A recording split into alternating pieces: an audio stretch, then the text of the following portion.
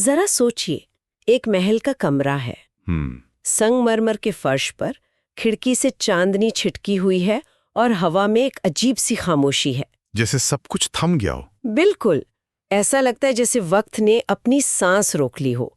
ये एक राजकुमार की अपनी पुरानी जिंदगी में आखिरी रात है। और आज हम थिक नथ हान की किताब ओल पाथ व्हाइट क्लाउड्स के उसी एक अध्याय द ज्वेल्ड नेकलेस पर बात करने वाले हैं। हाँ, मतलब जड़ाऊ हार।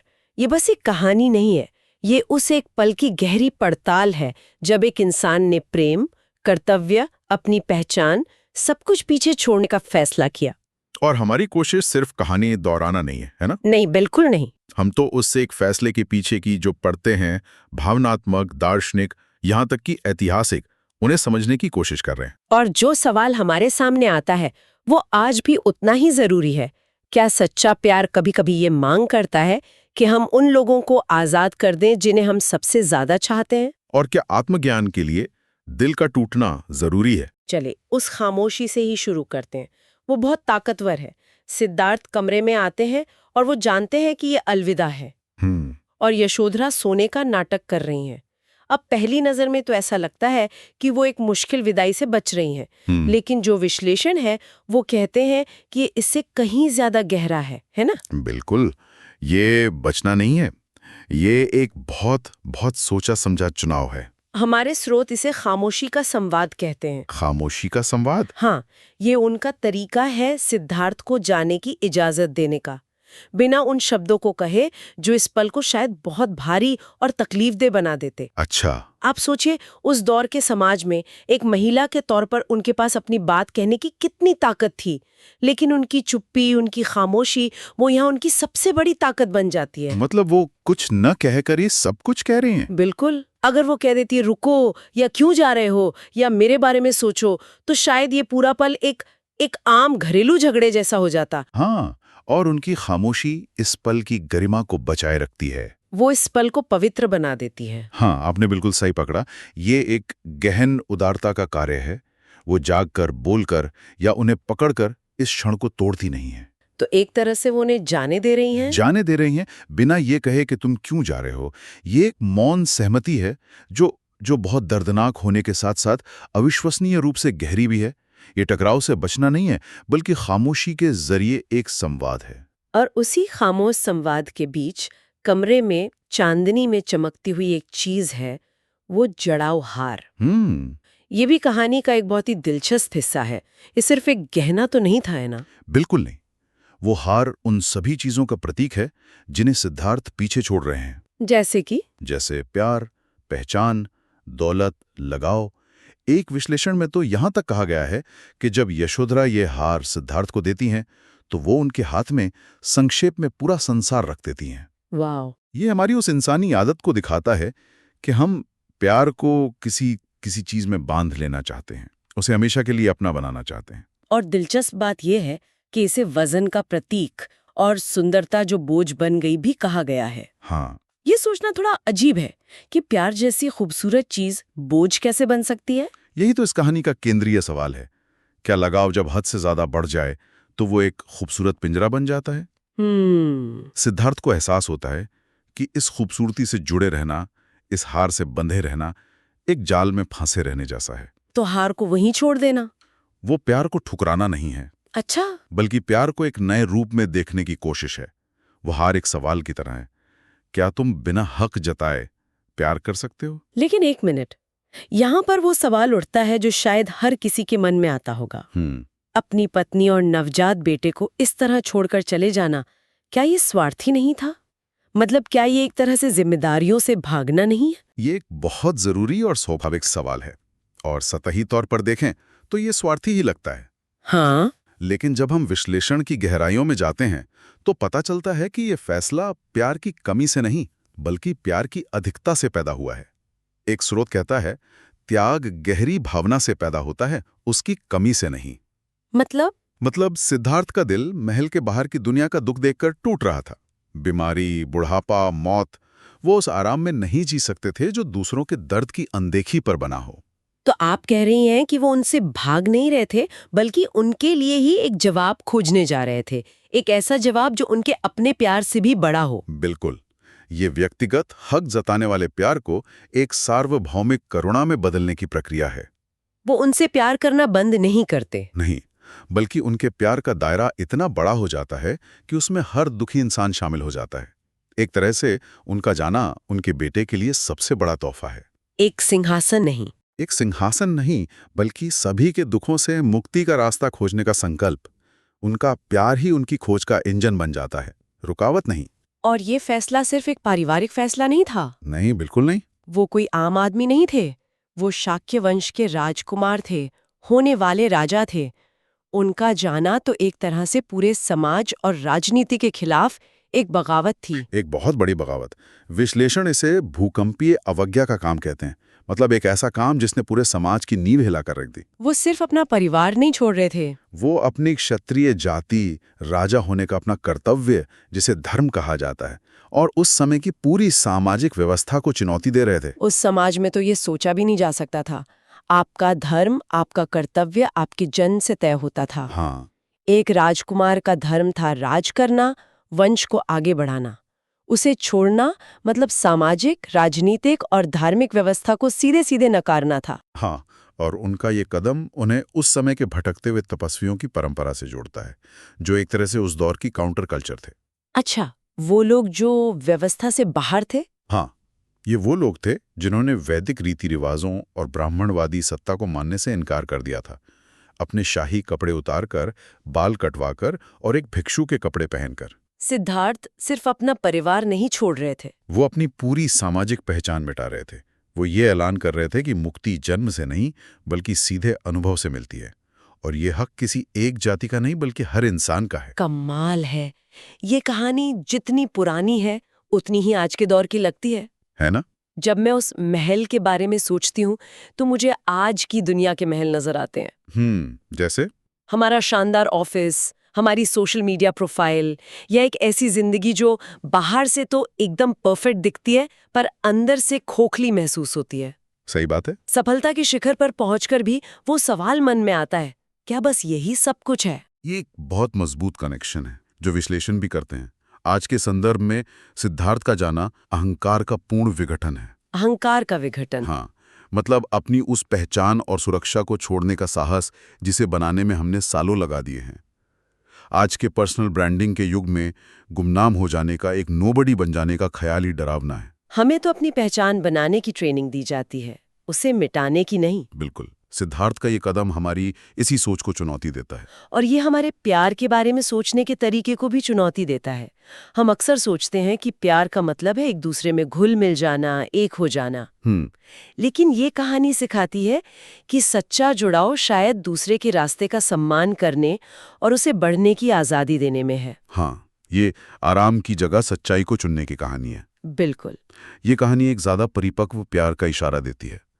एक ऐसा प्यार जो ये समझता है कि जिसे आप प्यार करते हैं वो एक अलग इंसान है, उसका अपना एक रास्ता है। और ये भी कि नजदीकी ही प्यार जताने का अकेला तरीका नहीं है। हाँ, आज के कितने ही रिश्ते इसलिए घुटन महसूस करते हैं क्योंकि वो एक दूसरे को आगे बढ़ने की जगह नहीं दे पाते।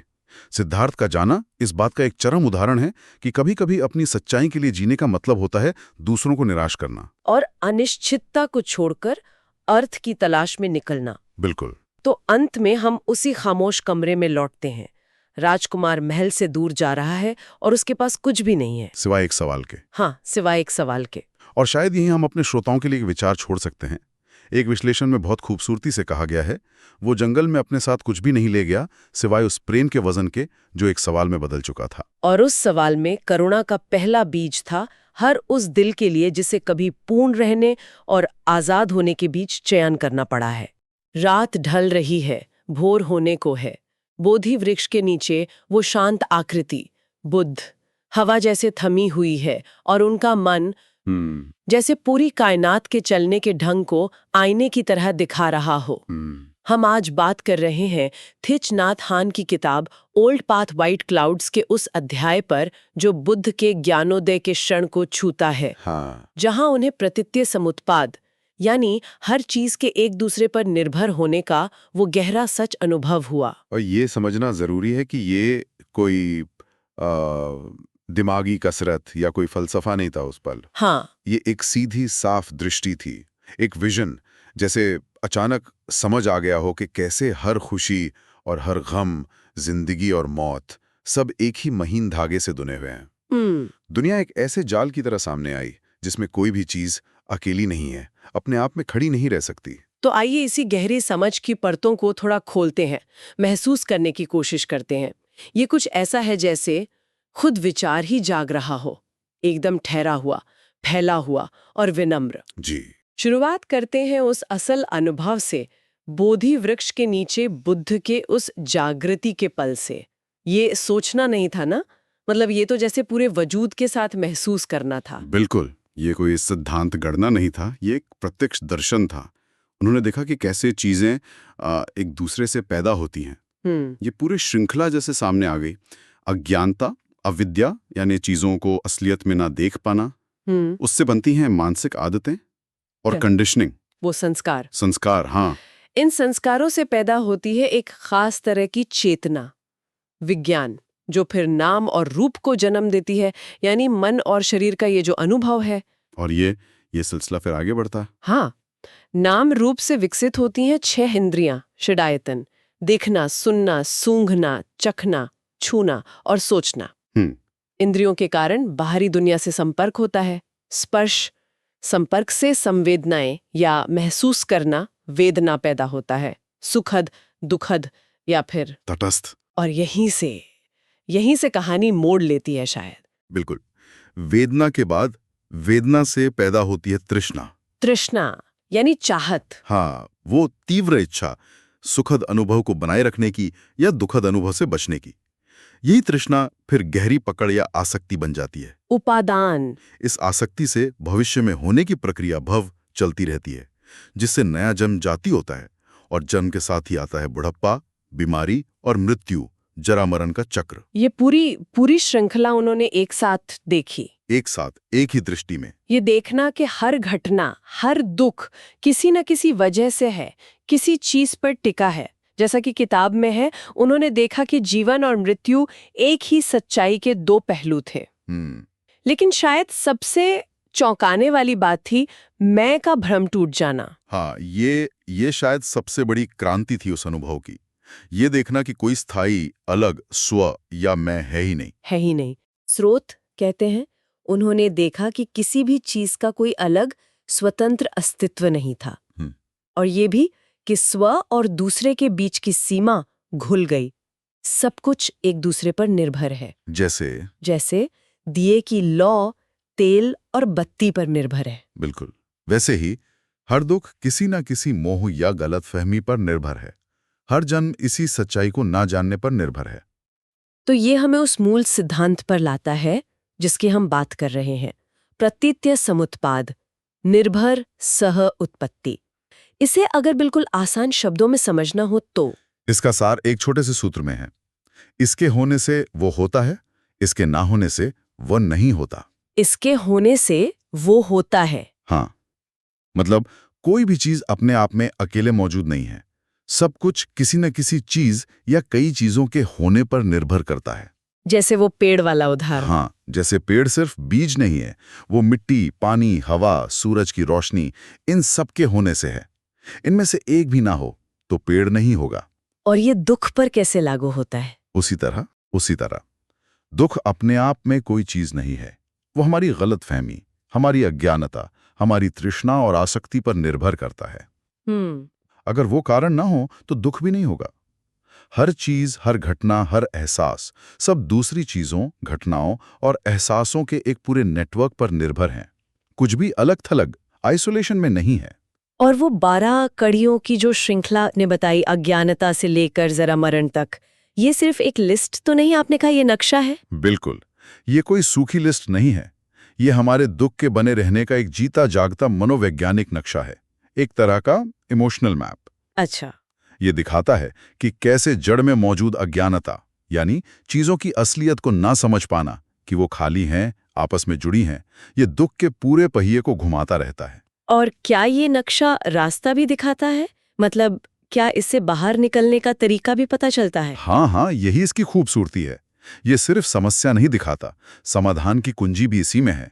ये दिखाता है कि इस चेन को तोड़ा जा सकता है। कहाँ पर? खास तौर पर वेदना महसूस करने और तृष्णा चाहने के बीच का जो जोड़ है, वो बहुत अहम है। वेदना और तृष्णा के बीच? हाँ, अगर हम अपनी संवेदनाओं के प्रति जागरूक हो जाएं, उन्हें बस देखें, समझें, बिना तुरंत प्रतिक्रिया किए कि मुझे ये चाहिए या ये नहीं चाहिए, तो तृष्णा की कड़ी कमजोर पड़ जाती है।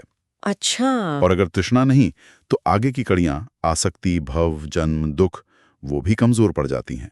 यहीं पर जागरूकता और ध्यान का महत्व आता है। लेकिन इससे एक बहुत गहरा सवाल उठता है। जैसा किताब में भी इशारा है, अगर कुछ भी स्वतंत्र रूप से मौजूद नहीं है, अगर कोई अलग मैं नहीं है, तो फिर दुख भोग कौन रहा है और जागृत कौन होता है? ये तो दिमाग घुमा देने वाला सवाल है। बिल्कुल, और ये सवाल निर्भर सह उत्पत्ति के केंद्र में है। ये सिद्धांत सिर्फ दुख की वजह नहीं बताता, ये दुख भोगने वाले मैं को ही धुंधला कर देता है। अच्छा। जब बुद्ध ने देखा कि सब कुछ आपसी कंडीशनिंग से, कारणों और प्रभावों के जाल से पैदा हो रहा है, तो वो मैं जिसे मुक्ति चाहिए थी, वो खुद ही एक प्रक्रिया, एक भ्रम नजर आने लगा। तो बुद्ध ने जो पाया वो आराम नहीं था? वो शायद आराम नहीं, बल्कि पूरी स्पष्टता थी। एक ऐसी दृष्टि जो इतनी पूरी थी कि उसे देखते देखते वो देखने वाला मैं ही मिट गया। ये तो उस समय के हिसाब से एक पूरी दार्शनिक क्रांति रही होगी। इसने उस दौर के दूसरे विचारों को, खासकर किसी पहले कारण या बनाने वाले की खोज को, कैसे चुनौती दी होगी? इसने उस खोज को ही जड़ से हिला दिया। उस समय के भारतीय दर्शन, जैसे उपनिषद, अक्सर एक अंतिम स्थायी तत्व या ब्रह्म की तलाश में थे। वो पहला कारण जिससे सब कुछ निकला। हाँ, बुद्ध ने कहा कि यह सवाल ही गलत दिशा में ले जाता है। असलियत किसी एक बनाने वाले की रचना नहीं है, बल्कि यह चीजों के एक दूसरे पर निर्भर होकर लगातार पैदा होने की एक प्रक्रिया है। कोई एक स्थायी न बदलने वाला तत्व है ही नहीं, सिर्फ घटनाओं का ये अंतहीन आपसी निर्भरता का प्रवाह है। और इसने द्वैतवाद को, मतलब चीजों को दो हिस्सों में देखने के तरीके को भी तोड़ दिया होगा, जैसे मैं और दूसरा, शरीर और मन, अच्छा और बुरा। हाँ, ये सारे बंटवारे, ये सारे डुअलिटीज निर्भर उत्पत्ति की रोशनी में ढह जाते हैं। अगर हर चीज दूसरी चीजों के संबंध में ही मौजूद है, तो किसी भी चीज की अपनी कोई अंदरूनी स्वतंत्र प्रकृति, जिसे स्वभाव कहते हैं, वो हो ही नहीं सकती। स्वभाव? हाँ, वो मैं जिसकी हम इतनी हिफाजत करते हैं, वो असल में लगातार बदलती हुई शारीरिक और मानसिक प्रक्रियाओं की एक धारा को दिया गया एक नाम भर है। जैसे नदी? ठीक वैसे, जैसे बहते हुए पानी को हम नदी कह देते हैं, पर नदी पानी के बहाव के अलावा और कुछ नहीं है। तो बुद्ध की ये शिक्षा उस समय के दूसरे भारतीय दर्शनों से, जैसे उपनिषदों का शाश्वतवाद, सब कुछ स्थायी है, या चारवाक जैसे दर्शनों का उच्छेदवाद, मृत्यु के बाद सब खत्म, इनसे कैसे अलग थी? ये उन दोनों सिरों के बीच का रास्ता था, मध्य मार्ग। ये ना तो शाश्वतवाद था, जो मानता था कि कोई स्थायी आत्मा या तत्व है जो कभी नहीं बदलता, और न ही ये उच्छेदवाद था, जो मानता था कि मृत्यु के साथ चेतना पूरी तरह नष्ट हो जाती है। निर्भर उत्पत्ति ने दिखाया कि चीजें न तो पूरी तरह स्थायी हैं, क्योंकि वो लगातार बदल रही हैं और निर्भर हैं, हाँ, और न ही पूरी तरह नष्ट होती हैं, क्योंकि हर चीज अपने पीछे प्रभाव छोड़ जाती है, जो आगे की घटनाओं का कारण बनता है। ये एक प्रक्रिया की तरह है ना, कुछ पूरी तरह आता है, न कुछ पूरी तरह जाता है, बस ये प्रवाह चलता रहता है। इसने तो पुराने सवालों को ही अप्रासंगिक बना दिया होगा। बिल्कुल, अगर सब कुछ सिर्फ संबंध में ही मौजूद है, तो ये पूछना कि परम तत्व क्या है, ऐसा ही है जैसे पूछना कि मंगलवार का रंग क्या है। इस गहरी समझ का करुणा पे क्या असर पड़ा होगा? क्या करुणा अब सिर्फ एक नैतिक नियम या अच्छी बात नहीं रह गई? नहीं, बिल्कुल नहीं। जब हम इस आपसी निर्भरता को सच में गहराई से देख लेते हैं, तो करुणा एक नैतिक कर्तव्य की तरह नहीं आती। अच्छा। बल्कि एक स्वाभाविक एहसास की तरह पैदा होती है। ये पहचानना कि किसी दूसरे का दुख मुझसे अलग नहीं है। स्रोत इसी ओर इशारा करते हैं जब कहते हैं स्पष्टता ही करुणा बन जाती है। अगर सभी प्राणी निर्भर उत्पत्ति के एक ही जाल में हैं, एक ही प्रक्रिया का हिस्सा हैं, तो उनका दुख उनकी निजी गलती नहीं है। सही बात है। ये तो अज्ञानता और कंडीशनिंग का नतीजा है, जो हम सब में किसी न किसी रूप में मौजूद है। तब करुणा एक मजबूरी की तरह नहीं, बल्कि एक पहचान की तरह उभरती है। इस गहरे जुड़ाव को साफ साफ देखना ही उस चीज से प्रेम करना है जिसे देखा जा रहा है। तो ये बौद्ध धर्म को सिर्फ एक आस्था या विश्वास का मामला नहीं रहने देता, बल्कि मन का एक विज्ञान जैसा बना देता है, चीजों को वैसे ही देखना जैसी वो असल में है, यानी मौलिक रूप से जुड़ी हुई संबंध परख। हाँ, ये समझ नैतिकता से आगे बढ़कर ज्ञान मीमांसा तक पहुंच जाती है। मतलब हम चीजों को जानते कैसे हैं। जब हम देखते हैं कि निर्भर उत्पत्ति कैसे काम करती है, तो हम ये भी पहचानने लगते हैं कि कोई भी अकेले दुख नहीं भोगता। उनका दुख परिस्थितियों से पैदा होता है, और उन परिस्थितियों में हमारे अपने काम, हमारे विचार, हमारे समाज की बनावट सब शामिल होते हैं। ये जिम्मेदारी की भावना को बहुत गहरा कर देता है। और आज के समय में हमारे इस दौर में इसकी क्या प्रासंगिकता है? ये हजारों साल पुरानी बातें आज के हमारे संकटों से कैसे जुड़ती हैं? ये सिद्धांत आज के हमारे सबसे बड़े विरोधाभासों में से एक, व्यक्तिवाद और अकेलेपन के संकट पर सीधी चोट करता है। हाँ, ये तो है। हम एक ऐसे युग में जी रहे हैं जो एक तरफ तो चरम व्यक्तिवाद का जश्न मनाता है, सेल्फ मेड इंसान, अपनी किस्मत खुद बनाने वाला, और दूसरी तरफ हम अभूतपूर्व अकेलेपन और अलगाव की महामारी से जूझ रहे हैं। ये विरोधाभास प्रतिसम उत्पाद के नजरिए से बिल्कुल अपेक्षित है। कैसे? सेल्फ मेड इंसान का मिथक, अकेले सफलता पाने की कल्पना, पूरी तरह आजाद होने का सपना, ये सब उसी मूल भ्रम के अलग अलग रूप हैं कि चीजें स्वतंत्र रूप से अकेले मौजूद हो सकती हैं। ये दिलचस्प है। क्या आधुनिक विज्ञान में भी ऐसी कोई झलक मिलती है जो इस प्राचीन दृष्टि से मेल खाती हो? निश्चित रूप से, और ये बहुत हैरान करने वाला है। कई बार सिस्टम थ्योरी हमें बताती है कि जटिल चीजों को, जैसे कि पारिस्थितिकी तंत्र, अर्थव्यवस्थाएं या हमारा अपना दिमाग, उन्हें आप अलग अलग हिस्सों का विश्लेषण करके नहीं समझ सकते। अच्छा। उन्हें समझने के लिए उनके आपसी रिश्तों और पूरे सिस्टम को देखना पड़ता है। क्वांटम फिजिक्स में एंटेंगलमेंट जैसी अवधारणाएं दिखाती हैं कि कण अजीब तरह से जुड़े हो सकते हैं। हाँ, एंटेंगलमेंट। और अवलोकन का कार्य खुद वास्तविकता को प्रभावित करता है, जिससे देखने वाले और देखी जाने वाली चीज के बीच की सीमा धुंधली हो जाती है। और जीव विज्ञान या मनोविज्ञान के बारे में क्या? पारिस्थितिकी का तो पूरा आधार ही यही है कि कोई भी प्रजाति अकेले जिंदा नहीं रह सकती, सब एक दूसरे पर निर्भर हैं। मनोविज्ञान में खासकर अटैचमेंट थ्योरी और रिलेशनल न्यूरोसाइंस इस बात की पुष्टि करते हैं कि हमारा स्व कोई अलग थलग इकाई नहीं है। ये हमारे रिश्तों के जरिए लगातार बनता और बदलता रहता है। हम बातचीत से बनते हैं। हाँ, हमारे दिमाग सचमुच एक दूसरे के साथ मिलकर विकसित होते हैं। यहाँ तक कि हमारा शरीर भी, हमारा शरीर कोई स्वतंत्र चीज नहीं है। ये अरबों बैक्टीरिया, फंगस और वायरस का एक चलता फिरता पारिस्थितिकी तंत्र है, जिनके बिना हम जी भी नहीं सकते। हम अकेले इंसान नहीं, चलते फिरते समुदाय हैं। बिल्कुल। अगर सब कुछ इस तरह जुड़ा हुआ है और परिस्थितियों से पैदा होता है, तो फिर जिम्मेदारी और दोष की धारणा कैसे बदलती है? क्या फिर किसी चीज के लिए कोई जिम्मेदार नहीं है? नहीं, ये जिम्मेदारी को दोषारोपण के बिना फिर से परिभाषित करता है। अगर आपका गुस्सा आपकी परिस्थितियों, बचपन के अनुभव, शरीर के रसायन, सामाजिक दबाव के एक जटिल जाल से पैदा हुआ है, तो इसका मतलब ये नहीं कि आप बुनियादी तौर पर गुस्सैल हैं। इसका मतलब है कि परिस्थितियां बदलकर बदलाव संभव है। लेकिन ये जिम्मेदारी को खत्म नहीं करता। नहीं, बल्कि उसे और गहरा कर देता है, क्योंकि सब कुछ जुड़ा हुआ है।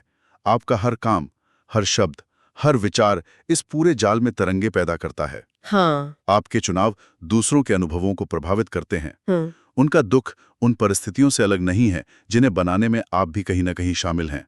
दोष देने की बजाय समझने की गुंजाइश बढ़ती है, लेकिन जुड़ाव के कारण जवाबदेही और गहरी हो जाती है। और ये आजकल जो खुद को बेहतर बनाने, सेल्फ इम्प्रूवमेंट का लगातार दबाव रहता है, उससे भी शायद कुछ राहत मिलती है। ऐसा लगता है हम हमेशा खुद को ठीक करने, बदलने और बेहतर बनाने की दौड़ में लगे रहते हैं। हाँ, ये उस अंतहीन दौड़ की थकान का एक गहरा इलाज है। वो मैं जिसे हम सुधारने, तराशने और सफल बनाने की कोशिश कर रहे हैं, वो खुद ही समस्या का हिस्सा है।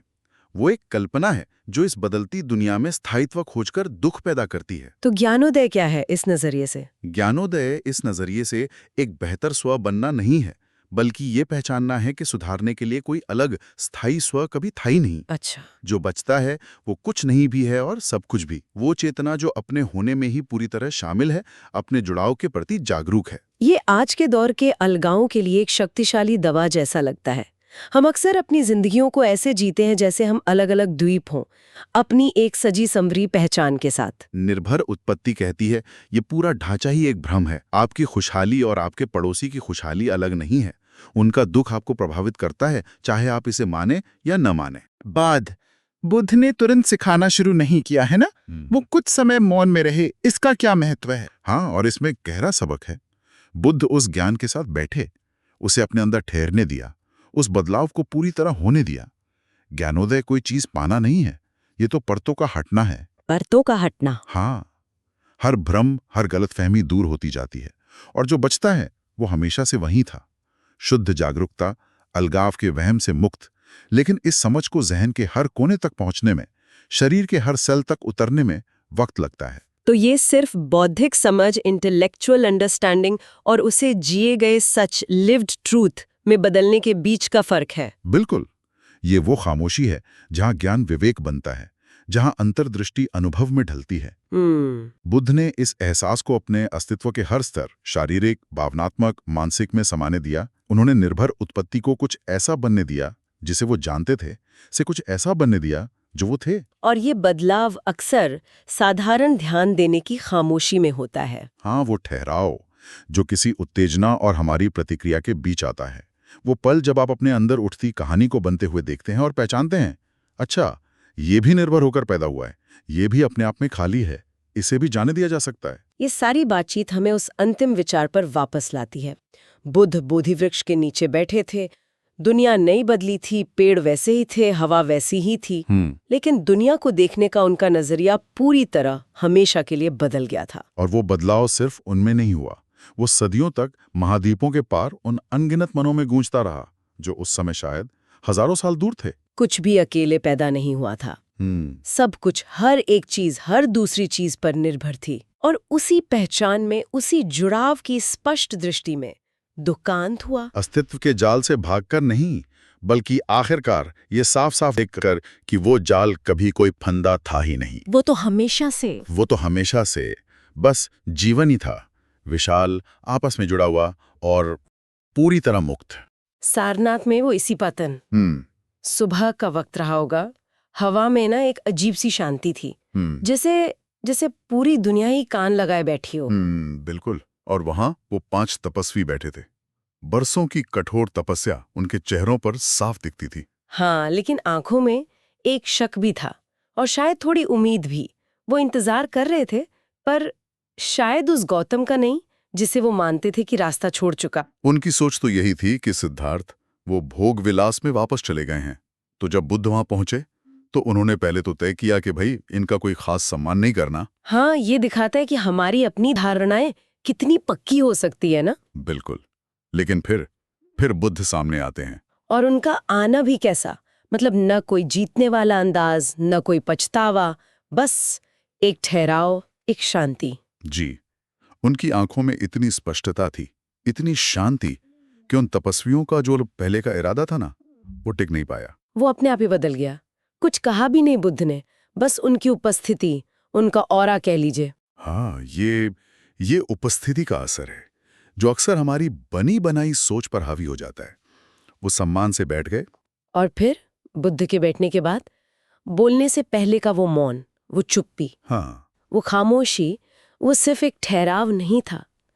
वो शायद सिखाने का पहला कदम था। पहला कदम कैसे? एक ऐसा मौन जो सुनने वालों के मन को जैसे तैयार कर रहा था, शांत कर रहा था, ताकि जो कहा जाए वो अंदर तक उतर सके। ये वो पल था जहां बुद्ध की जो सालों की अपनी अंदरूनी खोज थी, वो पहली बार शब्दों में ढलने वाली थी।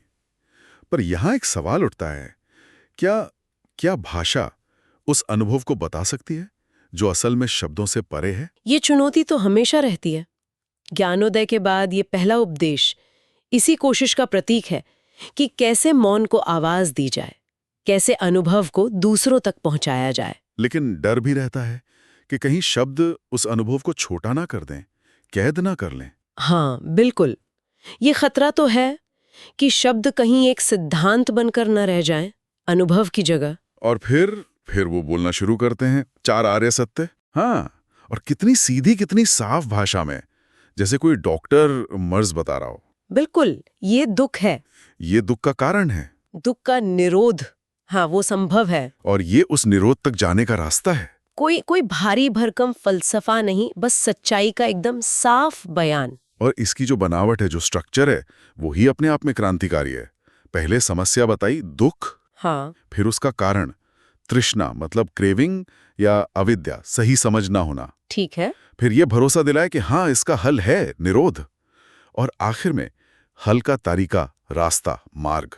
ये तो जैसे किसी दर्द का पूरा डायग्नोसिस और ट्रीटमेंट प्लान हो। बिल्कुल, इंसान की पीड़ा का एक व्यवस्थित विश्लेषण और उसका इलाज। और कहते हैं कि जैसे ही बुद्ध ने ये सत्य बताए, उन 5 तपस्वियों में से एक कौंडिन्य, उनके अंदर कुछ हुआ। हाँ, कौंडिन्य को बोध हुआ, वो समझ गए, जैसे कोई सूखी जमीन हो और उस पर पानी पड़ जाए। ये सिर्फ दिमागी समझ नहीं थी शायद। नहीं, ये एक गहरी अनुभूति थी, एक रियलाइजेशन था। और कौंडिन्य का ये समझना, ये क्या दिखाता है? ये दिखाता है कि बुद्ध का मकसद बहस करना या किसी को मनाना नहीं था, वो तो बस सच्चाई को सामने रख रहे थे। अच्छा, जब सच इतने साफ तौर पर सामने रखा जाता है, तो समझ वो खुद ब खुद पैदा हो सकती है। यहीं से वो बात आती है ना कि समझ ही मुक्ति है। मुक्ति किसी भगवान या पूजा पाठ से नहीं, बल्कि चीजों को ठीक-ठीक देखने से। हाँ, कारण भी अंदर और समाधान भी अंदर, चेतना के ही भीतर। ये बहुत बड़ी बात थी। और जिस भाषा का इस्तेमाल किया, वो भी कितनी सरल थी। शब्दों के बीच में जैसे जगह छोड़ी गई हो सोचने के लिए। हाँ, कह सकते हैं कि ये मौन की भाषा थी। मतलब कम शब्दों में गहरी बात, थोपना नहीं, बस दिखाना। और शुरुआत भी नकार से की। इन 2 अतियों से बचना चाहिए। हाँ, पहले गलत रास्ते बताए कि ये नहीं करना है, फिर सही दिशा दिखाई, मध्यम मार्ग। मध्यम मार्ग, ये क्या है? क्या ये बस बीच का रास्ता है, एक तरह का समझौता? नहीं, ये सवाल बहुत अच्छा है। ये मध्यम मार्ग, ये कोई समझौता या ढीला ढाला बीच का रास्ता नहीं है। तो फिर क्या है? ये असल में एक बहुत सधा हुआ संतुलन है, प्रिसिजन है। ये ना तो भोग विलास में डूबना है और ना ही शरीर को कष्ट देकर सुखाना। तो ये दोनों रास्ते गलत क्यों हैं? बुद्ध ने खुद भी तो इन्हें आजमाया था। हाँ, आजमाया था, और इसीलिए वो कह सके कि ये कारगर नहीं है। दोनों ही रास्ते, वो तृष्णा यानी क्रेविंग और द्वेष यानी अवर्जन से चलते हैं। या तो हम किसी चीज के पीछे भागते हैं या किसी चीज से दूर भागते हैं। अच्छा, हाँ। मध्यम मार्ग इन दोनों तरह के रिएक्शन से ऊपर उठना है। चीजों को बिना पसंद नापसंद के, बिना राग द्वेष के, जैसा वो हैं वैसा देखना, सच्चाई के करीब रहना। तो ये जीवन से भागना नहीं है, बल्कि जीवन को सही ढंग से जीना है। बिल्कुल, कुशलता से जीना, जागरूकता के साथ। और इसी पहले उपदेश को धर्म चक्र के घूमने की शुरुआत कहते हैं। ये क्या मतलब हुआ? हाँ, धर्म चक्र प्रवर्तन।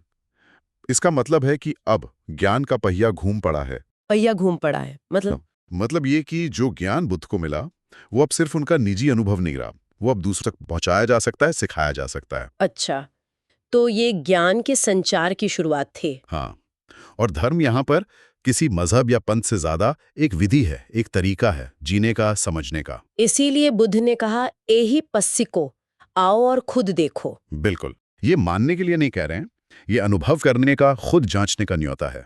पहिया घूमने का मतलब है कि आत्म जागरूकता, सेल्फ अवेकनिंग अब कोई रहस्य नहीं रही। उसे सीखा जा सकता है, दोहराया जा सकता है। हाँ, ये कला बन गई, एक प्रक्रिया बन गई, जिसे कोई भी अभ्यास से सीख सकता है।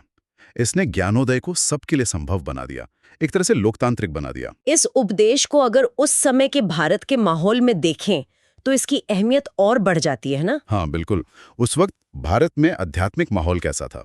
एक तरफ तो ब्राह्मणवादी व्यवस्था थी। हाँ, जहाँ जन्म, कर्मकांड, यज्ञ, पुरोहित, इन सब का बहुत जोर था। जी, मुक्ति पाना जैसे कुछ खास लोगों के लिए ही था। सही कहा। और दूसरी तरफ कई तरह के श्रमण थे, तपस्वी थे, जो शरीर को बहुत ज्यादा कष्ट देते थे, घोर तपस्या करते थे। हाँ, आत्मपीड़ा को ही रास्ता मानते थे। तो एक तरह से आध्यात्मिकता में एक ठहराव सा आ गया था। लोग रास्ते खोज रहे थे, पर शायद भटक भी रहे थे। बहुत से लोग इन रास्तों पर चलकर भी शांति नहीं पा रहे थे। तो ऐसे में बुद्ध का ये पहला उपदेश हिरण उद्यान में ये इतना क्रांतिकारी क्यों माना गया? इसने क्या बदला? कई मायनों में ये क्रांति थी। पहला तो ये कि इसने किसी ईश्वर या देवता के अधिकार को या पुरोहितों के अधिकार को सीधी चुनौती दी। कैसे? बुद्ध ने ये नहीं कहा कि उन्हें किसी भगवान से कोई संदेश मिला है या वो खुद कोई अवतार हैं। उन्होंने कहा, ये ज्ञान मैंने अपनी मेहनत से, अपनी समझ से पाया है। अच्छा, तो ये आध्यात्मिकता को एकदम मानवीय स्तर पर ले आए। हाँ। दूसरा, उन्होंने साफ साफ कह दिया कि शरीर को अत्यधिक कष्ट देना वो दुखदाई है, बेकार है और किसी काम का नहीं। ये तो उन तपस्वियों के लिए बड़ा झटका रहा होगा जो सालों से यही कर रहे थे। बिल्कुल। तीसरा, जैसा हमने कहा, इसने ज्ञानोदय को सबके लिए सुलभ बना दिया। अब सच जानने के लिए आपको किसी खास कुल में जन्म लेने या महंगे यज्ञ करने की जरूरत नहीं थी। तो ये जन्म या जाति पर आधारित नहीं था। नहीं, ये आपके अपने अनुभव, आपकी अपनी समझ और आपके अभ्यास पर निर्भर था। आध्यात्मिक अधिकार का केंद्र वो बाहर से हटकर इंसान की अपनी चेतना में आ गया। जोर अनुभव पर था, मैंने ये खोजा है, ना कि मुझ पर यह प्रकट हुआ है। और कर्म के बारे में जो सोच थी, क्या उसमें भी कुछ बदलाव आया? हाँ, कर्म को भाग्य या भगवान की मर्जी मानने के बजाय उसे मन के अंदर कारण और परिणाम का नियम बताया गया। मतलब हमारे विचार, हमारे इरादे, हमारे काम, वही हमारे सुख दुख को बनाते हैं। ये तो बहुत मनोवैज्ञानिक बात हो गई, साइकोलॉजिकल। हाँ बिल्कुल, ये शायद मनोवैज्ञानिक बौद्ध धर्म की शुरुआत थी। मानसिक पैटर्न ही हमारे अनुभव की जड़ें हैं, संक्षेप में कहें तो। ये उपदेश इंसान की आज़ादी का एक प्रैक्टिकल ब्लूप्रिंट था। इसने व्यक्ति को अपनी मुक्ति के लिए खुद जिम्मेदार ठहराया। ये सोचकर ही हैरानी होती है कि 2500 साल पहले कही गई बातें आज भी कितनी रेलेवेंट लगती हैं, जैसे आज की साइकोलॉजी की बातें हों। ये सच में अद्भुत है। ये 4 आर्य सत्य और अष्टांगिक मार्ग वो आज की मनोचिकित्सा यानी साइकोथेरेपी की कई तकनीकों से सीधे सीधे जुड़ते हैं। जैसे कॉग्निटिव बिहेवियरल थेरेपी, मतलब सीबीटी। सीबीटी क्या करती है? वो हमारे सोचने के नकारात्मक तरीकों और व्यवहार को बदलने पर ध्यान देती है ना। हाँ। बुद्ध की सम्यक दृष्टि और सम्यक संकल्प, ये काफी कुछ वैसा ही है। हमारे विचार हमारे एहसास और व्यवहार को कैसे प्रभावित करते हैं, ये सीबीटी का मूल है, और यही बुद्ध भी कह रहे थे। और माइंडफुलनेस, वो तो आजकल बहुत चर्चा में है। बिल्कुल, mindfulness based stress reduction MBSR जैसे कार्यक्रम तो सीधे सीधे बुद्ध की सम्यक स्मृति, सही सचेतनता पर ही आधारित हैं। वर्तमान पल में बिना जज किए अपने विचारों, भावनाओं, शरीर की संवेदनाओं के प्रति जागरूक रहना। ये हमें रिएक्शन देने के बजाय रिस्पॉन्स चुनने की ताकत देता है। हाँ बिल्कुल। और जो बुद्ध ने तृष्णा या आसक्ति की बात की, दुख के मूल कारण के तौर पर, हाँ, क्रेविंग, उसे आज हम एडिक्शन के चक्रों में देख सकते हैं। उन आदतों में जिनसे हम चिपके रहते हैं, भले ही वो हमें नुकसान पहुंचा रही हों। मनोविज्ञान में इसे मैलअडैप्टिव कोपिंग मैकेनिज्म्स या बिहेवियरल लूप्स कहते हैं। बुद्ध ने शायद पहली बार इन मानसिक पैटर्न्स को इतने व्यवस्थित ढंग से समझा था। और उनसे निकलने का रास्ता भी दिखाया। हाँ, उनसे मुक्त होने का मार्ग दिखाया। तो क्या हम बुद्ध को एक तरह का पहला कॉग्निटिव थेरेपिस्ट कह सकते हैं? ये कहना शायद गलत नहीं होगा। उन्होंने मानसिक दुख को कोई पाप या सजा नहीं माना, उसे एक संकेत माना, एक सिग्नल जिसे समझने की जरूरत है, जिसके कारणों पर काम करने की जरूरत है। एक मुक्ति का, मेंटल लिबरेशन का एक पूरा सिस्टमैटिक तरीका बताया। आज की दुनिया में जहां चिंता, डिप्रेशन, एडिक्शन ये सब इतना बढ़ रहा है, ये हजारों साल पुराना ज्ञान एक उम्मीद देता है। हाँ, ये याद दिलाता है कि पीड़ा भले ही जीवन का हिस्सा हो, पर लगातार दुखी रहना वो अक्सर हमारे अपने सोचने और व्यवहार करने के तरीकों का नतीजा होता है। और इन तरीकों को बदला जा सकता है जागरूकता से, अभ्यास से। बिल्कुल, ये हमें ये संभावना दिखाता है कि आज़ादी वो कहीं बाहर से नहीं आएगी, उसे अपने ही मन के अंदर खोजना होगा। ये खोज 2500 साल पहले शुरू हुई थी और आज भी हर इंसान के लिए खुली है। हाँ, उस स्रोत में एक पंक्ति है जो इस पल को खूबसूरती से पकड़ती है। उनकी सांस और सुनने वालों की समझ के बीच के उस अंतराल में दुख ने अपना नाम जाना, और नामकरण होते ही वो जैसे प्रकाश में घुलने लगा। वाह, समझ का प्रकाश। या शायद इसे ऐसे सोचें, वो पहला उपदेश वो सिर्फ इतिहास की एक घटना नहीं थी। तो क्या था? वो शायद दुनिया का खुद को याद करने का एक लम्हा था, एक भूली हुई क्षमता को फिर से जगाना। और वो क्षमता वो आज भी हम सबके अंदर मौजूद है, बस उसे पहचानने की देर है। कल्पना कीजिए एक पेड़ जिसके पत्ते हवा में बस हौले से कांप रहे हैं, और बुद्ध की आवाज जैसे दुनिया की सबसे शांत गड़गड़ाहट हो। वो अपने शिष्यों से कहते हैं, सांस लो, और अचानक उन्हें लगता है जैसे सांस लेना सिर्फ जिंदा रहने की जरूरत नहीं, ये तो ध्यान है, शरीर में महसूस होता हुआ। सूरज की गर्मी कंधों पर महसूस हो रही है, धूल में कदमों की आहट, वो जैसे वजूद का संगीत बन गई है। एक सांस अंदर और अगली सांस बाहर, इसके बीच समय बहती नदी नहीं रहता, बल्कि एक आईना बन जाता है जिसमें सिर्फ अभी दिखता है। तो आज हम थिच नाट हान की शिक्षाओं की गहराई में उतर रहे हैं, खास तौर पर उनकी किताब ओल्ड पाथ व्हाइट क्लाउड्स, उसका एक अध्याय है वर्तमान क्षण में जीना, उस पर बात करेंगे। ये सिर्फ एक फलसफा नहीं है, बल्कि जीने का एक तरीका है, एक हुनर। और हम समझने की कोशिश करेंगे कि कैसे वक्त या वक्त का एहसास शांति में बदल सकता है या शायद घुल सकता है। बिल्कुल, ये अध्याय असल में पूरी तरह से इसी पल की शक्ति के बारे में है, वो अकेली हकीकत जो हमेशा हमारे साथ है।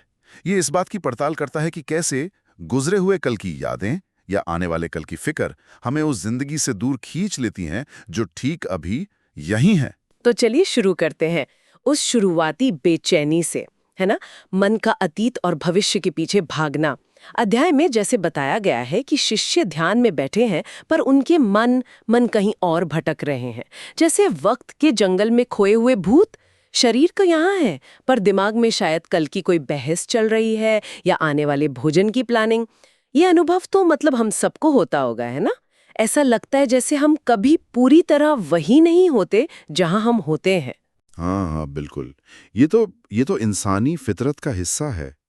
इसे ही बौद्ध दर्शन में दुख कहा गया है। मतलब एक तरह का असंतोष, बेचैनी, ये एहसास कि कुछ ठीक नहीं है। अक्सर इसलिए होता है क्योंकि हम असल में वहां मौजूद नहीं होते जहां हमारा शरीर होता है। हमारा मन, वो या तो गुजरे हुए लम्हों से चिपका रहता है, उनकी यादों में खोया रहता है, या फिर आने वाले वक्त के पीछे भागता है, उसकी उम्मीदें या डर पाले रहता है। और ये दुख, ये बेचैनी, ये मन के इसी टाइम ट्रेवल से पैदा होती है ना। गुजरा हुआ दर्द अफसोस बनकर लौटता है और भविष्य का डर चिंता बनकर। हाँ, और यहीं पर बुद्ध का वो बहुत नरम सा एक बुलावा आता है, रुकने का, ठहरने का। ये सिर्फ शरीर को रोकने की बात नहीं है, शायद मन की इस बेतहाशा दौड़ को, उसे रोकने की बात है।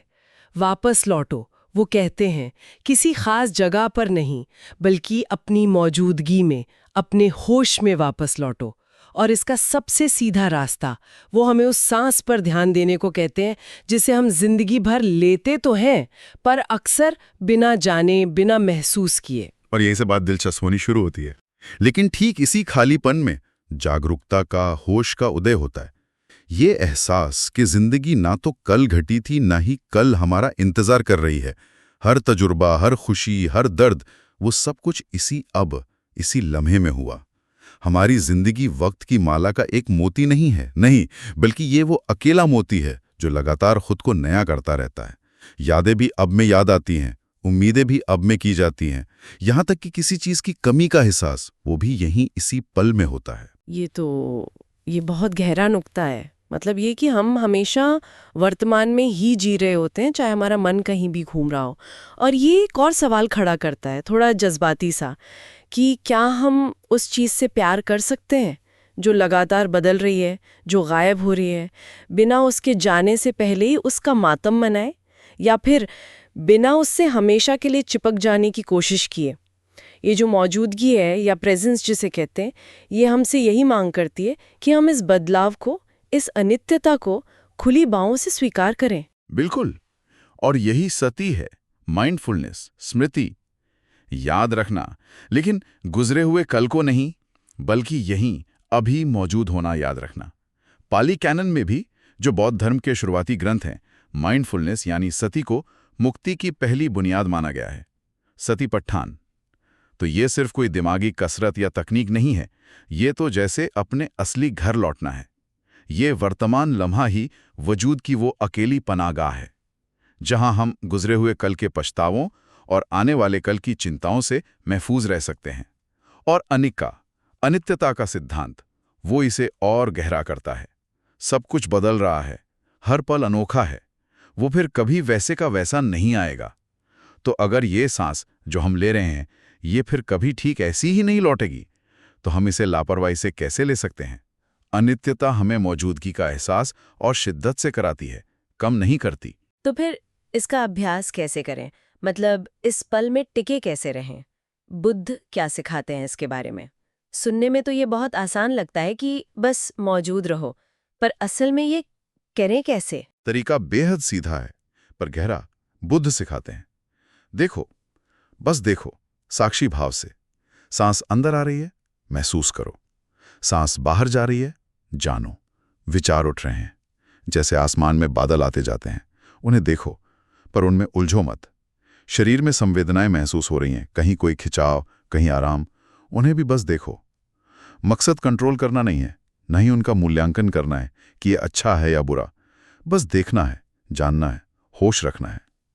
जैसे थिच नैट हान अपनी मशहूर पंक्तियों में कहते हैं, सांस अंदर लेते हुए मैं अपने शरीर को शांत करता हूँ, सांस बाहर छोड़ते हुए मैं मुस्कुराता हूँ। या और भी रोजमर्रा की जिंदगी से जोड़ते हुए वो कहते हैं, जब तुम बर्तन धोते हो तो बस बर्तन धो। मतलब उस वक्त बर्तन धोना ही सबसे जरूरी काम है, वही ध्यान है। यहाँ सांस लेना खुद ही अभ्यास बन जाता है, किसी बाहरी चीज की जरूरत नहीं। आपको कहीं जाने की, कुछ खास करने की जरूरत नहीं। आप जहाँ हैं वहीं अभ्यास कर सकते हैं। जब तुम बर्तन धोते हो तो बस बर्तन धो। ये सुनने में कितना साधारण लगता है, लेकिन शायद यही सबसे मुश्किल है। हमारा मन फौरन आगे के सोचने लगता है, बर्तन धोने के बाद क्या करना है या कल क्या हुआ था। ये जो बस देखना है, बिना किसी फैसले के, बिना किसी मूल्यांकन के, ये आसान नहीं। हाँ, शुरुआत में मुश्किल लग सकता है, बिल्कुल, क्योंकि हमें आदत है हर चीज पर लेबल लगाने की, उसे अच्छा बुरा कहने की। लेकिन ये बिना फैसले के देखना, ये अवलोकन, ये धीरे धीरे वजूद के साथ एक गहरा रिश्ता बना लेता है। ये ध्यान एक तरह की भक्ति बन जाता है, चीजों को वैसे ही स्वीकार करना जैसी वे हैं। सांस अंदर सांस बाहर जैसी सरल पंक्तियों को दोहराना एक रस्म जैसा बन जाता है। हर पंक्ति एक पूरे सांस के चक्र से जुड़ जाती है। अध्याय की भाषा भी इसी को दर्शाती है, छोटी, अपने आप में पूरी लगने वाली पंक्तियां जो किसी नतीजे पर पहुंचने की जल्दी में नहीं लगती। वाक्य जैसे खत्म हो जाते हैं इससे पहले कि हमारा दिमाग उन्हें और उलझा सके। और ये दोहराव, जैसे वर्तमान क्षण या सांस लेना, ये लंगर का काम करता है। हर बार जब हम इन पर लौटते हैं तो इनका असर और गहरा होता जाता है, कम नहीं। और फिर धीरे धीरे समझ आता है कि ये सब करने से होता क्या है। वो एकीकरण, वो आज़ादी जिसकी हम तलाश में रहते हैं। एक बड़ी खामोश सी क्रांति घटती है अंदर। शांति कहीं बाहर से हासिल नहीं की जाती, वो तो पहले से मौजूद थी, बस हमने उसे देखना शुरू कर दिया। हमें एहसास होता है कि हम कभी शांति से दूर थे ही नहीं, हम खुद शांति का हिस्सा थे, बस अपनी ही बनाई कहानियों में खो गए थे। वो सांस जो हमें वापस इस पल में लाती है, वो तो हर भटकाव के दौरान भी वफादारी से चल रही थी, हमारे लौटने का इंतजार कर रही थी। तो आज़ादी वो किसी बड़े नाटकीय बदलाव की तरह नहीं आती, बल्कि ऐसे आती है जैसे कोई थका हुआ मुसाफिर घर लौटे और महसूस करे कि वो तो कभी घर से गया ही नहीं था। और अगर हम इसे इतिहास के नजरिए से देखें तो ये साधारण सा निर्देश कि बस होश के साथ सांस लो, ये अपने आप में क्रांतिकारी था। बुद्ध के समय में, यानी ईसा पूर्व 5वीं सदी के आसपास, आध्यात्मिक अभ्यास का मतलब या तो बहुत कठिन तपस्या होती थी, खुद को तकलीफ देना, या फिर बड़े जटिल किस्म के रीति रिवाज और कर्मकांड होते थे। बुद्ध का ये तरीका इन दोनों अतिवादी रास्तों को नकारता था। यह मध्य मार्ग था। इसने मुक्ति को, अंदरूनी शांति को सबके लिए सुलभ बना दिया। इसके लिए न किसी पुजारी की जरूरत थी, न किसी गूढ़ ज्ञान की, न किसी कर्मकांड के दिखावे की। जरूरत थी तो बस अपने अंदर झांकने की, अपनी सांस पर ध्यान देने की। और खास तौर पे थिच नैट हान के लिए, जिनकी किताब से ये अध्याय है, ये शिक्षा सिर्फ आध्यात्मिक नहीं रही। वियतनाम युद्ध के उस भयानक माहौल में ये जीने का एक तरीका बन गई, एक सहारा। बिल्कुल। उन्होंने old path white clouds Vietnam छोड़ने के कई दशक बाद लिखी, लेकिन इसकी जड़ें वही हैं जहां उन्होंने युद्ध की तबाही के बीच एंगेज्ड बुद्धिज्म, यानी कर्मयोगी बौद्ध धर्म की नींव रखी थी। सोचिए, जब चारों तरफ बम गिर रहे हों, मौत कभी भी आ सकती हो, तब अपने होश में रहना, अपनी सांस पर ध्यान देना, ये डर के खिलाफ एक प्रतिरोध बन जाता है। तब माइंडफुलनेस सिर्फ एक आराम के वक्त की जाने वाली आध्यात्मिक हॉबी नहीं रहती, बल्कि जिंदा रहने का, अपना दिमागी संतुलन बनाए रखने का एक जरूरी हुनर बन जाती है। उनके लिए वर्तमान में जीना एक तरह का राजनीतिक कदम भी था। हिंसा और नफरत को अपनी चेतना पर हावी ना होने देना। उनका एंगेज्ड बुद्धिज्म यही सिखाता है कि दुनिया में सार्थक बदलाव लाने के लिए, प्रभावी कार्रवाई करने के लिए पहले अपने अंदर शांति पाना बुनियाद है। और आज के दौर में मुझे लगता है ये शिक्षा शायद पहले से भी ज्यादा जरूरी हो गई है, प्रासंगिक हो गई है। हमारा ध्यान लगातार बटा रहता है। अनगिनत सूचनाएं, सोशल मीडिया की कभी न खत्म होने वाली स्क्रॉलिंग, लगातार आने वाले नोटिफिकेशंस। ये डिजिटल युग हमें जाने अनजाने हर वक्त इस पल से उखाड़कर कहीं और ले जाता है। हम दूसरों के अतीत की तस्वीरें देखते हैं, एल्गोरिदम हमारे भविष्य का अंदाजा लगाते हैं, लेकिन हम शायद ही कभी पूरी तरह अपने वर्तमान में जीते हैं। क्लाइमेट चेंज की चिंता हमें भविष्य के डर में रखती है। पुरानी यादें गुजरे हुए कल को शायद ज्यादा ही सुनहरा बना देती हैं। हम अभी में कम ही टिक पाते हैं। और दिलचस्प बात यह है कि आधुनिक मनोविज्ञान और न्यूरोसाइंस, तंत्र का विज्ञान, वो भी अब इस बात को मान रहे हैं, इसकी पुष्टि कर रहे हैं। Mindfulness based cognitive therapy MBCT नाम की एक इलाज पद्धति है जो सीधे सीधे इसी शिक्षा पर आधारित है। ये एक तरह की थेरेपी है जो लोगों को अपने विचारों और भावनाओं के प्रति बिना किसी फैसले के जागरूक होना सिखाती है। और ये डिप्रेशन और एंग्जाइटी यानी चिंता जैसी मानसिक परेशानियों के इलाज में बहुत कारगर साबित हुई है। क्यों? क्योंकि डिप्रेशन अक्सर अतीत की बातों पर ध्यान टिकाए रहने से बढ़ता है और एंग्जाइटी भविष्य की चिंताओं से। MBCT हमें सिखाती है कि कैसे इन विचारों के जाल से निकलकर वापस इस पल में आया जाए। और ये डिप्रेशन को दोबारा होने से रोकने में दवाओं जितनी ही असरदार पाई गई है। ये दुख की जड़ पर काम करती है, मन का अपनी असल जिंदगी जो अभी घट रही है उसमें रहने से इनकार करना। ये तो कमाल है कि हजारों साल पुरानी शिक्षा को आज का विज्ञान भी सही मान रहा है। क्या दिमाग के स्तर पर भी इसके कुछ असर दिखते हैं, मतलब फिजिकली? हाँ बिल्कुल। fMRI स्कैन्स जो दिमाग की गतिविधि को दिखाते हैं, उनसे पता चला है कि ध्यान यानी मेडिटेशन करने से मस्तिष्क के डिफॉल्ट मोड नेटवर्क DMN की गतिविधि कम हो जाती है। ये DMN हमारे दिमाग का वो हिस्सा है जो तब ज्यादा सक्रिय होता है जब हम कुछ खास नहीं कर रहे होते, और ये अक्सर अपने आप सोचता रहता है, पुरानी बातें दोहराता है, भविष्य की योजनाएं बनाता है या चिंता करता है। ये बेचैन रहने वाला, अंदर ही अंदर कहानियां गढ़ने वाला हिस्सा है। माइंडफुलनेस या सचेत उपस्थिति का अभ्यास गतिविधि को DMN से हटाकर प्रीफ्रंटल कॉर्टेक्स की ओर ले जाता है। ये दिमाग का वो हिस्सा है जो सोचने, समझने, फैसले लेने, ध्यान केंद्रित करने जैसे कामों से जुड़ा है।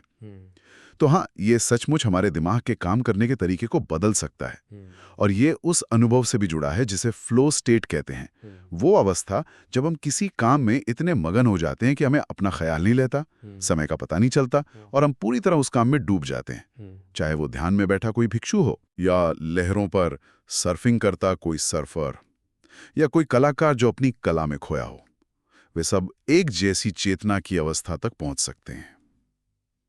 ध्यान इतना गहरा हो जाता है कि ध्यान करने वाला खुद जैसे घुल जाता है, सिर्फ वो काम रह जाता है। तो ये जो वर्तमान क्षण में निवास करना है, ये सिर्फ व्यक्तिगत शांति का मामला नहीं रह जाता फिर तो? नहीं, ये उससे कई बड़ा हो जाता है। ये आज की अटेंशन इकोनॉमी यानी वो सिस्टम जो हमारे ध्यान को खींचकर उसे बेचकर पैसा कमाता है, और बर्नआउट सोसाइटी यानी वो संस्कृति जो हमें लगातार बेहतर से बेहतर प्रदर्शन करने और खुद को ऑप्टिमाइज करने की अंतिम दौड़ में धकेलती रहती है, जिससे हम थककर चूर हो जाते हैं। इन दोनों के खिलाफ एक खामोश विद्रोह बन जाता है। अटेंशन इकोनॉमी हमें भटकाव बेचती है, बर्नआउट सोसाइटी हमें खुद को सुधारने की कभी न खत्म होने वाली रेस में थका देती है। लेकिन जब हम वर्तमान क्षण में होते हैं तो ये दोनों तर्क बेमानी हो जाते हैं। हमारी सांस को सुधारने की जरूरत नहीं है, इस लम्हे को एडिट करने की जरूरत नहीं है, बस जागरूक होना, होश में होना, यही अपने आप में एक उपलब्धि है। ये हमें उस स्व के पास वापस लाता है जो दुनिया की कहानियां सुनने और खुद को उन कहानियों में ढालना सीखने से पहले मौजूद था। भाषा के हमें अलग अलग भूमिकाओं में बांटने से पहले, आईनों के हमें अपनी ही निगरानी करना सिखाने से पहले। आखिर में ये एहसास होता है कि शांति कहीं और, किसी और वक्त में खोजने की चीज नहीं है, वो तो यही है, इसी सांस में। जिंदगी सिर्फ इसी पल में मौजूद है, न गुजरे हुए कल में, न आने वाले कल में। थीच नथ हान की एक और पंक्ति याद आती है, वर्तमान क्षण में रहते हुए मुझे पता है कि यह एक अद्भुत क्षण है। अद्भुत इसलिए नहीं कि हालात एकदम सही हैं, परफेक्ट हैं, बल्कि इसलिए कि हम यहाँ हैं, इसे अनुभव कर रहे हैं। यह अद्भुत शब्द के असल मायने को जगाता है, आश्चर्य से भरा हुआ, विस्मय से भरा हुआ, न कि सिर्फ सुखद। तो जाते जाते सोचने के लिए एक बात, क्या हो अगर अनंत काल, इटर्निटी, समय में कहीं और न हो, बल्कि ध्यान की गहराई में, इसी पल की जागरूकता में छिपा हो। और क्या हो अगर वो हमारी अपनी सांस की इस नर्म सी लय में ही हमारा इंतजार कर रहा हो। ये वर्तमान क्षण में पूरी तरह उतरने का, पूरी तरह जीने का एक न्योता है। दुनिया की आपाधापी और शोरगुल के खिलाफ एक शांत मगर बेहद शक्तिशाली विद्रोह का कदम। आज हम एक बहुत ही गहरे और शांत करने वाले विषय पर बात करने वाले हैं। आप कल्पना कीजिए, कुशीनगर में 2 साल के पेड़ हैं और उनके बीच बुद्ध लेटे हुए हैं। हाँ। दाहिनी करवट पर हैं, सिर हाथ पर टिका है और चेहरा पश्चिम की ओर। शाम का समय है, ढल रहा है सूरज और हवा में ना एक अजीब सी शांति है, पर भारीपन भी है। हाँ बिल्कुल, ये वो क्षण है जिन्हें बौद्ध परंपरा में महापरिनिर्वाण कहते हैं, मतलब महान और पूर्ण निर्वाण। और हमारे पास जो स्रोत हैं, जैसे तिच नाथ हान की किताब ओल्ड पाथ व्हाइट क्लाउड्स, वो इन पलों को बहुत ही मानवीय ढंग से और दार्शनिक गहराई से देखते हैं। अच्छा, तो आज हम उसी नजरिए से समझने की कोशिश करेंगे कि बुद्ध का ये जाना, ये असल में था क्या। आपने कहा हवा में भारीपन। हाँ। ये माहौल कैसा था वहाँ? जाहिर है उनके शिष्य तो होंगे ही वहाँ। बिल्कुल बिल्कुल, हर तरफ से शिष्य आ रहे थे। भिक्षु थे, गृहस्थ थे, कुछ नए शिष्य भी थे। ऐसा लग रहा था मानो कोई अंदरूनी पुकार उन्हें खींच लाई हो। एक खामोश विदाई जैसा माहौल था। दुख तो था ही, इसमें कोई शक नहीं, खासकर आनंद जैसे जो उनके बहुत करीब थे। लेकिन उससे ज्यादा ना वहाँ एक अजीब सी स्थिरता थी, एक ध्यान की अवस्था जैसी महसूस हो रही थी, यहाँ तक कि जैसे प्रकृति भी बिल्कुल शांत हो गई हो। आपने आनंद का जिक्र किया, वो तो हमेशा उनके साथ ही रहते थे। उनके लिए तो ये यकीनन बहुत मुश्किल रहा होगा। थिच नाथ हान इसे कैसे दिखाते हैं? हाँ, थिच नाथ हान आनंद के दुख को बहुत संवेदनशीलता से दिखाते हैं। बताते हैं कि कैसे वो एक पेड़ के तने से टिककर रो रहे थे। उनका वो मानवीय दर्द बिल्कुल साफ झलकता है। लेकिन साथ ही वो ये भी दिखाते हैं कि दूसरे कई शिष्य बिल्कुल शांत बैठे थे, जैसे वो अपने गुरु के शरीर को धीरे धीरे विलीन होते देख रहे हों, उसे स्वीकार कर रहे हों एक तरह से। यहीं पर एक सवाल उठता है ना, क्योंकि बुद्ध ने तो हमेशा यही सिखाया कि सब कुछ अनित्य है, कोई स्थायी मैं नहीं है, रूप जो है वो खालीपन है। तो फिर उनके जाने पर जो ये खालीपन महसूस हो रहा था, उसे शिष्य कैसे समझे? ये थोड़ा विरोधाभासी नहीं लगता? ये बहुत बहुत जरूरी सवाल है। और यहीं पर आप देखें, सिद्धांत और मानवीय भावना का मिलन होता है।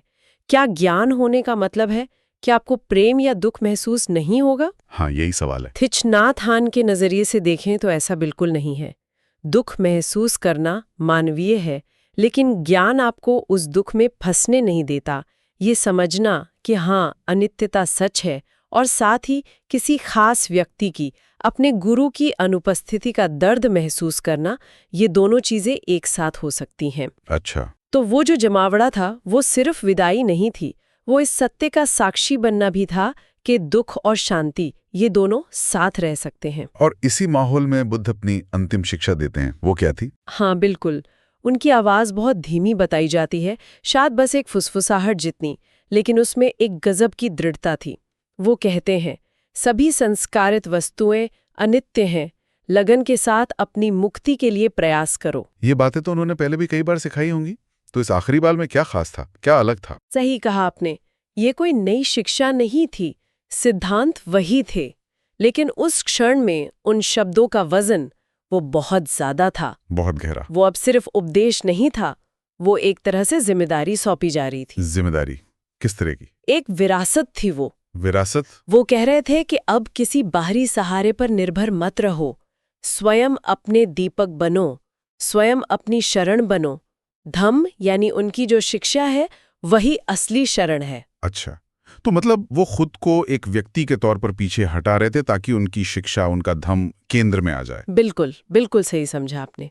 ये धम्म की निरंतरता को दिखाता है कि सत्य किसी एक व्यक्ति पर निर्भर नहीं है।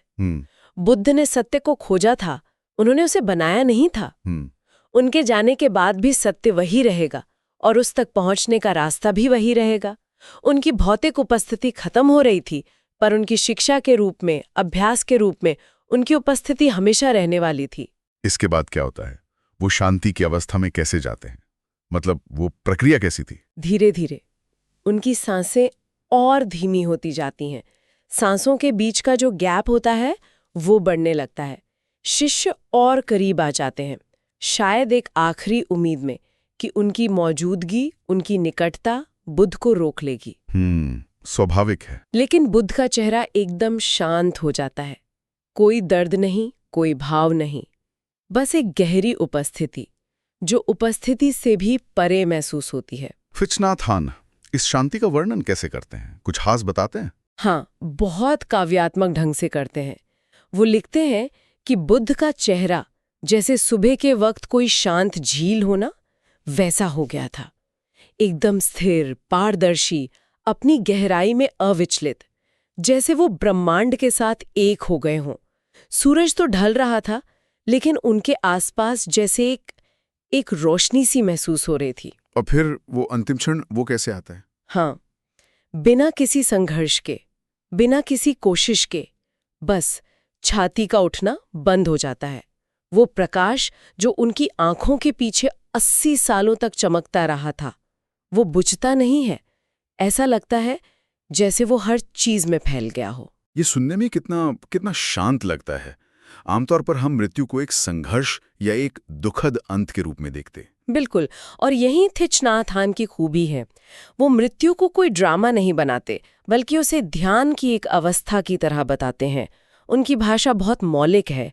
सांस, रोशनी, पेड़, पानी। वो बुद्ध की अंतिम सांस के बारे में कहते हैं कि उसने विरोध नहीं किया, वह बस लौट गई। जैसे लहर सागर में लौट जाती है। हाँ, बिल्कुल वैसा ही, एकदम सहज, बिना किसी टूट के। और उसी समय वो साल के पेड़ों वाली घटना होती है, जो फूल बरसने वाली बात कही जाती है। हाँ, कहा जाता है कि जैसे ही उन्होंने अंतिम सांस ली, वो जो जुड़वा साल के पेड़ थे, उनसे असमय फूल बरसने लगे।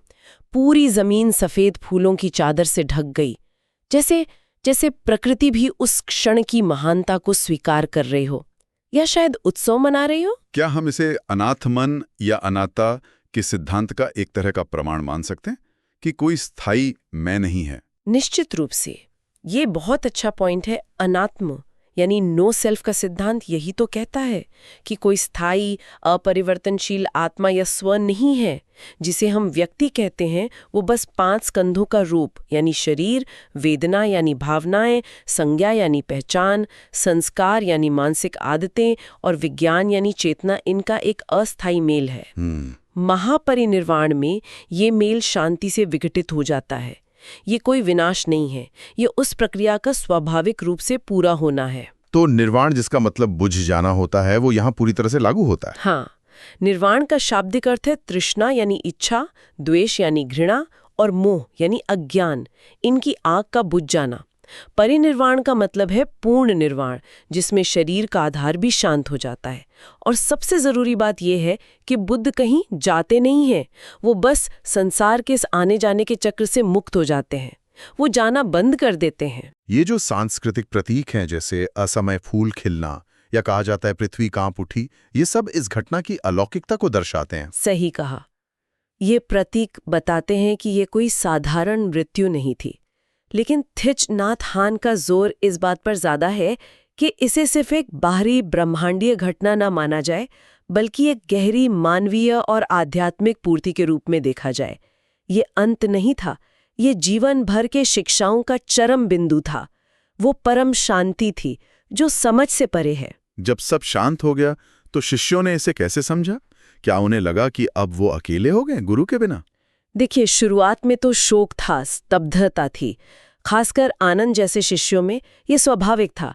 लेकिन धीरे धीरे एक समझ उभरने लगी कि बुद्ध ने अपने पीछे कोई खालीपन, कोई शून्य नहीं छोड़ा था, बल्कि उन्होंने अनुभूति के लिए, उनकी शिक्षाओं को जीने के लिए एक बहुत बड़ा स्पेस, एक स्थान छोड़ा था। ये निरंतरता का विचार है ना, कि वो गए नहीं, बस रूप बदल गया। उनकी हर याद अब एक बीज बन गई थी, जिसे शिष्यों को सींचना था, विकसित करना था। शिष्य उन्हें अब एक व्यक्ति की स्मृति के रूप में नहीं, बल्कि एक विधि, एक रास्ते के रूप में आगे ले जाने वाले थे। संघ यानी जो शिष्यों का समुदाय था, अब वही बुद्ध की शिक्षाओं का जीवित शरीर बन गया। उनका अभ्यास ही उनकी उपस्थिति बन गया। तो उनका भौतिक रूप में ना रहना एक तरह से उनका आखिरी तोहफा था। हाँ, आप ऐसा कह सकते हैं। ये इस बात का सबूत था कि सत्य को बने रहने के लिए किसी एक शरीर, किसी एक मूर्त रूप की जरूरत नहीं है। अब शिष्यों को खुद वो बनना था जो बुद्ध ने उन्हें सिखाया था कि वो पहले से ही थे, जागृत, सक्षम, मुक्त। अच्छा। शरीर खत्म हुआ, लेकिन शिक्षा अनंत हो गई। बुद्ध अब किसी एक जगह पर सीमित नहीं थे, बल्कि हर उस दिल में मौजूद थे जहां धम्म का अभ्यास होता है। ये विचार आज के समय में कितना कितना प्रासंगिक लगता है। आज हम मृत्यु को देखते हैं तो अक्सर एक असफलता मानते हैं, एक बीमारी, कुछ ऐसा जिसे छुपाना चाहिए। सही कहा, बिल्कुल सही। आधुनिक समाज मृत्यु को अस्पतालों के बंद दरवाजों के पीछे धकेल देता है, शोक को दबाने की सलाह देता है। बुद्ध का महापरिनिर्वाण इसके बिल्कुल उलट एक क्रांतिकारी नजरिया पेश करता है। नश्वरता को एक उपलब्धि की तरह देखना, विघटन को स्पष्टता की तरह देखना। उन्होंने तो सबके सामने सार्वजनिक रूप से अपने शिष्यों के बीच अपनी मृत्यु का सामना किया, जैसे कि ये उनकी आखिरी शिक्षा हो। हाँ बिल्कुल, और ये सिर्फ बौद्ध दर्शन तक ही सीमित नहीं है। अगर आप पश्चिम में भी देखें, जैसे जर्मन दार्शनिक हाइडेगर ने मृत्यु की ओर होना, बीइंग टुवर्ड डेथ की बात की थी। हाँ, सुना है मैंने। कि मृत्यु की सच्चाई को स्वीकार करके ही जीवन को प्रामाणिकता से जिया जा सकता है। लेकिन बौद्ध धर्म इसमें एक और बहुत जरूरी चीज जोड़ता है। वो क्या है? वो है समभाव, इक्वेनिमिटी। मतलब मन की एक ऐसी गहरी, शांत और स्थिर अवस्था जो बाहरी हालात से हिलती नहीं। बुद्ध मृत्यु का सामना किसी डर से या घृणा से या बेबसी से नहीं करते, वो उसी गहरी शांति से करते हैं जिसे उन्होंने सालों के ध्यान अभ्यास से साधा था। उनके लिए मृत्यु जीवन की प्रक्रिया का एक स्वाभाविक हिस्सा थी, कोई दुश्मन नहीं। कैसे हम अहंकार मृत्यु या ईगो डेथ से जोड़ सकते हैं, जिसकी बात ट्रांसपर्सनल साइकोलॉजी में होती है? हाँ, काफी हद तक जोड़ सकते हैं। अहंकार मृत्यु का मतलब है अपने व्यक्तिगत स्व के बोध का घुल जाना, ये समझना कि मैं कोई स्थायी चीज नहीं हूँ। बुद्ध को तो ज्ञानोदय के समय ही इस अहंकार मृत्यु का अनुभव हो चुका था। अच्छा। उनका महापरिनिर्वाण तो बस उस आंतरिक स्थिति का शरीर के लेवल पर प्रकट होना था। इसीलिए ये कोई ट्रेजेडी नहीं थी, बल्कि एक लॉजिकल और शांतिपूर्ण समापन था। ये नजरिया तो मृत्यु को देखने का पूरा तरीका ही बदल देता है। हम अक्सर जैविक जीवन को ही सब कुछ मानकर उससे चिपके रहते हैं, जबकि बौद्ध दृष्टिकोण हमें दिखाता है कि जीवन और मृत्यु ये लगातार चलने वाली प्रक्रियाएं हैं, अलग नहीं है। हमारे शरीर की कोशिकाएं हर पल मर रही हैं और नई बन रही हैं। हमारी भावनाएं, हमारे विचार बदल रहे हैं, हमारी पहचान बदल रही है। हम हर पल एक तरह से मर रहे हैं और जी रहे हैं। हाँ, ये तो है। तो महापरिनिर्वाण ये नहीं सिखाता कि मृत्यु दर्द रहित होती है, बल्कि ये सिखाता है कि मृत्यु जीवन का ही विस्तार है, उसी का हिस्सा है। तो बुद्ध ने बस ये प्रक्रिया का विरोध करना बंद कर दिया। यही बिल्कुल। उन्होंने दिखाया कि हम कैसे मरते हैं, ये इस बात का आईना है कि हम कैसे जिए हैं। अगर हम जीवन भर चीजों से, रिश्तों से, अपनी पहचान से चिपके रहते हैं, तो मृत्यु के समय भी वही पकड़ बनी रहेगी और दुख होगा। लेकिन अगर हम जीवन में जाने देने का, लेटिंग गो का अभ्यास करते हैं, तो मृत्यु भी सांस लेने जितनी स्वाभाविक और शांतिपूर्ण हो सकती है। तो असली समस्या मृत्यु नहीं है, बल्कि स्थायित्व से हमारा जो लगाव है वो है। बिल्कुल, एग्जैक्टली। हम हर चीज को स्थायी मान लेते हैं, अपनी जवानी, अपने रिश्ते, अपनी सफलता, यहाँ तक कि अपने दुख को भी। और जब ये चीजें बदलती हैं या खत्म होती हैं, तो हमें पीड़ा होती है। बुद्ध की शिक्षा है, जीवन एक प्रवाह है, एक क्रिया है। इस प्रवाह का हिस्सा बनो, और मृत्यु बस नदी का सागर में वापस मिलना जैसा लगेगा। ये अंत नहीं है, ये रूपांतरण है। ये सोचना कि मैं कोई स्थिर चीज नहीं बल्कि एक प्रक्रिया हूँ, ये शायद मृत्यु के भय को थोड़ा कम कर सकता है। निश्चित रूप से। अगर मैं लगातार बदल रहा हूं, तो मृत्यु उस प्रक्रिया का अंत कैसे हो सकती है? वो तो बस एक महत्वपूर्ण मोड़ है। बुद्ध के महापरिनिर्वाण से सबसे बड़ी सीख शायद यही है कि कैसे पूरी तरह से जिया जाए, हर पल में मौजूद रहकर, बिना किसी चीज से चिपके हुए, ताकि जब जाने का समय आए तो कोई अधूरापन ना हो, कोई पछतावा ना हो, बस शांति हो। ये वाकई एक गहरा और शांति देने वाला दृष्टिकोण है। इसे अपने जीवन में उतारना एक बड़ी चुनौती भी है, पर शायद यही असली अभ्यास है। हाँ, और अंत में सोचने के लिए एक विचार छोड़ जाते हैं। थिच नाथ हान के नजरिए से देखें तो बुद्ध कहीं गए नहीं, वे बस आना बंद हो गए। और जब उनकी वो स्थिर उपस्थिति महसूस हुई तब दुनिया को समझ आया कि वे तो हमेशा से ही हर जगह थे। वो हवा बन गए जिसमें शिष्य सांस लेते थे, वो रास्ता बन गए जिस पर वे चलते थे। सही। और अगर हम इस नजरिए को समझें कि प्रस्थान असल में सर्वव्यापी हो जाना है, तो ये हमारे अपने जीवन में होने वाले अंतों को देखने का तरीका कैसे बदल सकता है, चाहे वो किसी रिश्ते का अंत हो, किसी नौकरी का, किसी प्रोजेक्ट का, या फिर जीवन का ही। शायद स्थिरता वो अनुपस्थिति नहीं है, बल्कि सर्वोच्च उपस्थिति है। और शायद मौन शब्दों से ज्यादा गहरा सत्य कह सकता है। यही वो शांति है जो हमेशा बनी रहती है, महापरिनिर्वाण के बाद भी।